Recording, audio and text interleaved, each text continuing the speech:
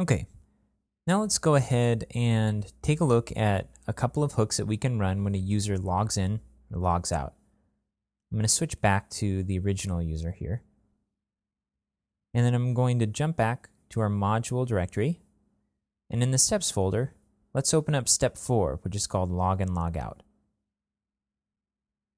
Go ahead and copy the code and paste it over the code that's currently in your persons.module file and save it.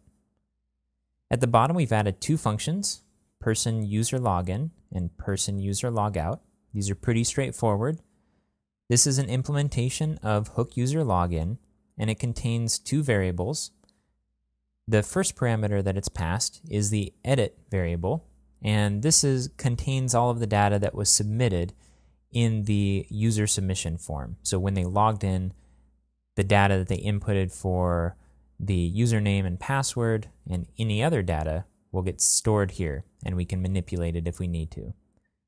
The second parameter is the account, and this is the account that got loaded after the user logged in. And what we're going to do is just display a little message that says whether the user is storing their history or not. We're going to set a default message that will display if the user has set their account to store user history. And then if they haven't set that to store history, then we'll display an alternate message which says you're currently not saving your user history, but you can if you go to this page, and the page will be the user account page.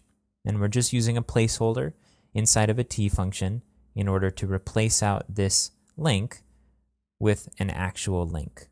If you're curious about the T function and that looks a little confusing, go ahead and watch the development tips and tricks video where we talk about the T function and the L function in detail. And finally, we're using Drupal set message to set this message to display at the top of the page. And finally, we have our implementation of hook user logout. Now, because this happens right before the user logs out, we can't demonstrate it by using Drupal set message. So what we're going to do is set another breakpoint here to make sure that this is running when the user actually logs out. So what we're doing is just grabbing the request time and saving it as the last login, so the last time the user visited the site.